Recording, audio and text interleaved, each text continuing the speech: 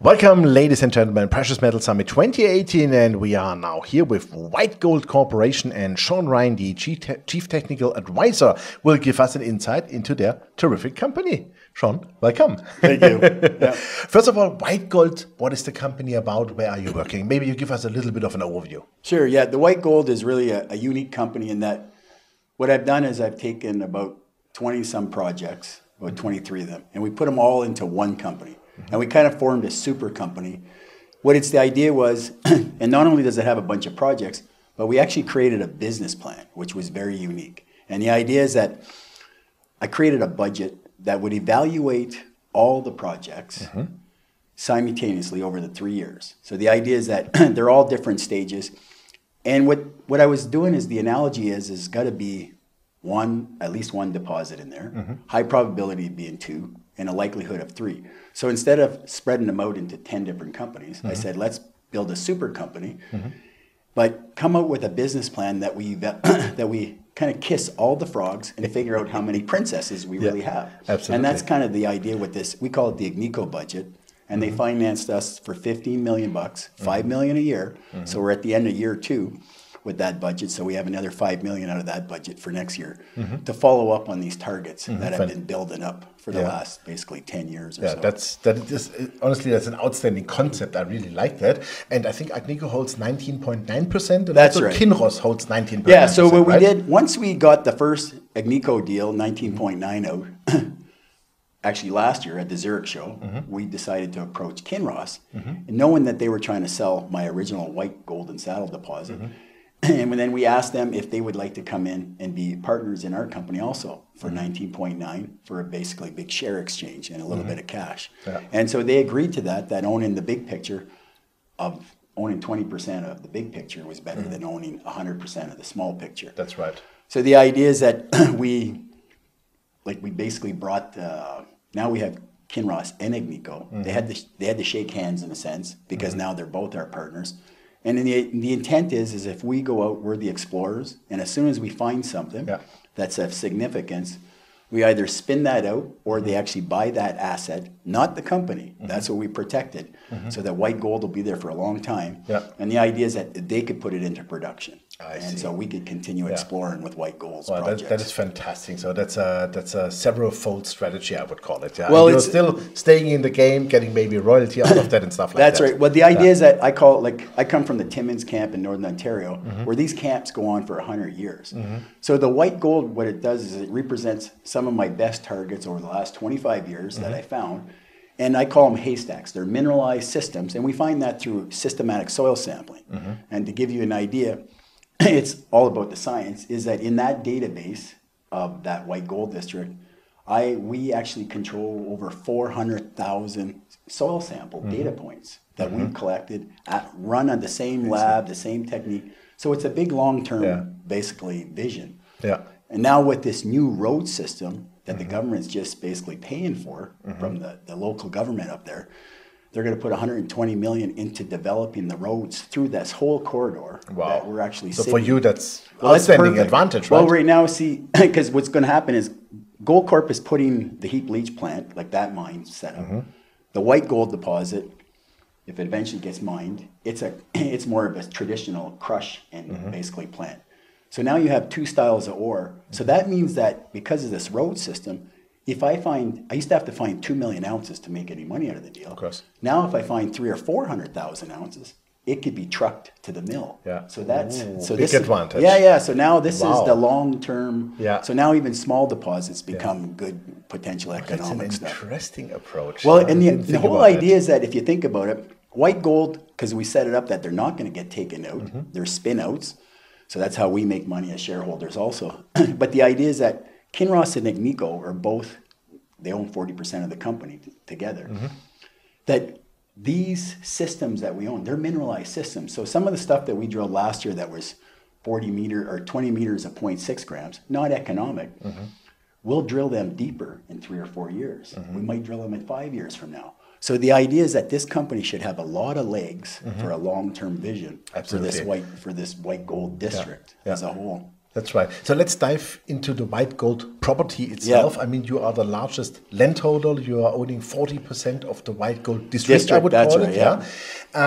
And also, you just did a $15 million bought deal. In addition, 16th October, I think it was. So you're well cashed up. You have enough money to. Yeah, we'll have about 22 million in the bank by the end of the season. Yeah, so you can do all the work programs. You can really go in full throttle. That's right. Yeah. So what we saw.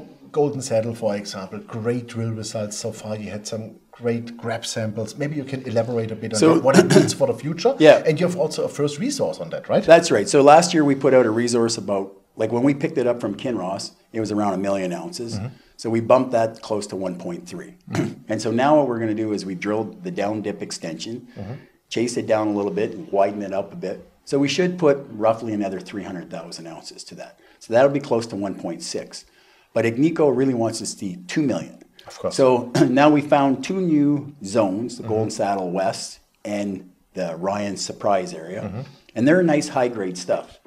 And so what that's going to do is, so now Agnico could smell the 2 million ounces. So now they're getting a lot more interested. So that'll give us another year to go in there and continue on our drilling. We still have some more holes to come this year. But the idea is we'll start focusing on these new targets and hopefully get this past the 2 million ounces.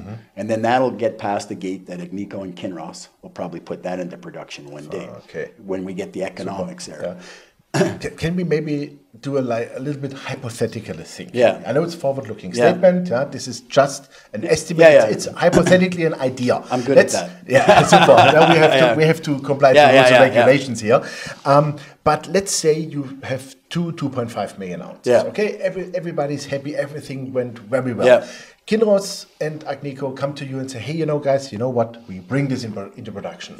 So that would be like a spin-off. You would retain. No, NSR, so that's probably what it's. How would it work? That one, they'll probably just buy it outright. That's what we think. So that'll project will probably just bought out for a cash deal. That's that's part of the idea.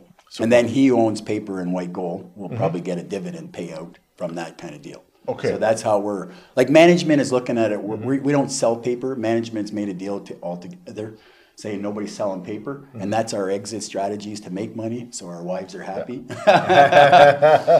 Keeping up the Christmas presents, I know. So that's the idea. So we've got that in vision. And then if we actually have like this new discovery that we got going called the JP Ross, if that one actually has some legs, because we're just making the first discoveries this year, we're probably going to hit it with a bigger budget next year. And if it really does look like this is a true winner, we'll probably spin that out. And then people like Agnico and Kinross could finance that as a separate vehicle. But again, he who owns paper and white gold gets Spinco paper. Perfect. So that's kind of the strategy. And that was the original vision that if we're lucky, there's 2 or 3 of these princesses in there. And then we should have 2 or 3 spinouts. Lovely, lovely. So let's make the princesses a real queen. Well, that's what. Well, this was the whole vision because, see, when I made the original white discovery, I had found the coffee at the same time.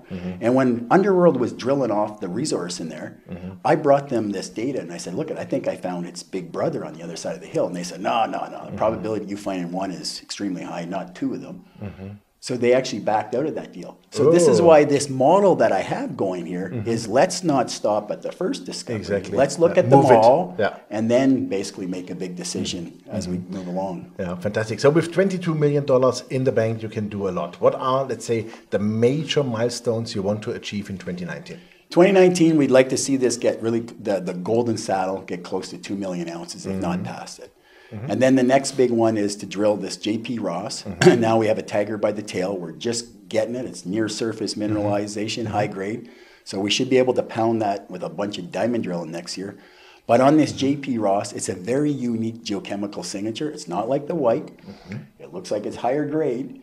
And so we see this on a fairly significant scale. Like it's an old, they mined that creek for the last 100 years in placer mine. So it's very unique. And now what we see geochemically, because I could take the soils, I could tell you where the same signature is. And I see the same signature across this property in a big way. As we get closer to the Dawson, you don't see that signature. So it's very unique, but we're covering kilometers and kilometers.